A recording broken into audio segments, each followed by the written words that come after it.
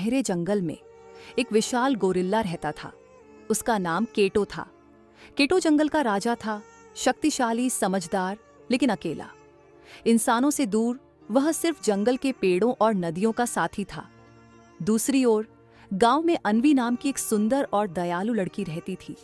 वह हमेशा जंगल की कहानियां सुनती थी और जानवरों से गहरा लगाव रखती थी। गांव के लोग गोरिल्ला से डरते थे, लेकिन अन्वी को कभी उससे डर नहीं लगा। पहली मुलाकात एक दिन अन्वी जंगल में गिरी चोटिल चिड़िया की मदद करने गई। तभी एक झाड़ी हिली और अचानक केटो सामने आ गया।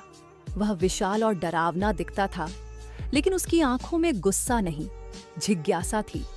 अन्वी पहले तो डर गई, लेकिन फिर उसने हिम्मत जुटाकर कहा, मैं तुम्हें चोट नहीं पहुंचाऊंगी, मैं सिर्फ इस चिड़िया की मदद कर रही हूं।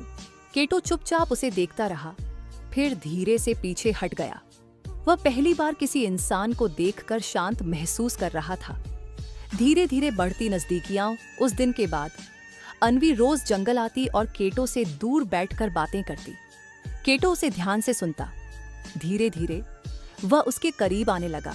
अन्वी उसे फल लाकर खिलाती और केटो अपने हाथों से फूल देकर दोस्ती जताता। उनकी मौन भाषा में एक अनोखा रिश्ता बनने लगा, एक ऐसा रिश्ता जिसमें शब्दों की जरूरत नहीं थी। गांव वालों का गुस्सा गांव में जब लोगों को पता चला कि अन्वी गोरिल्ला से दोस्ती कर रही है, तो वे नाराज हो गए। उन्होंने उसे मना किया, लेकिन अन्वी ने कहा, केटो खतरनाक नहीं, मेरा सच्चा दोस्त है। गांव वालों को यकीन नहीं हुआ और उन्होंने केटो को पकड़ने का फैसला किया। त्याग और सच्चा प्रेम। एक रात जब अन्वी जंगल में गई, तो उसने देखा कि शिकारी केटो को पकड़ने के लिए आए हैं। वह दौड़कर उसके पास गई और चिल्लाई, भागो केटो! पर केटो उसे छोड़कर जाने को तैयार नहीं था। वह वहीं खड़ा रहा।